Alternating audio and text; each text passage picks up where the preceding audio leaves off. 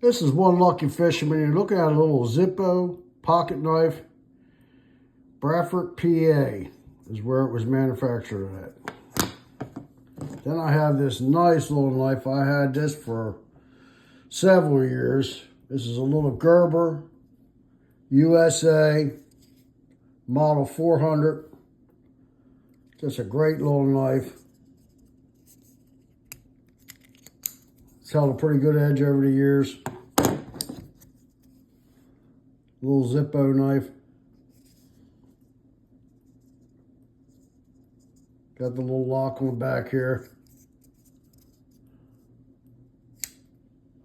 If you like these little shorts, like, share, and subscribe. One Lucky Fisherman. Thanks for all my followers. I appreciate you.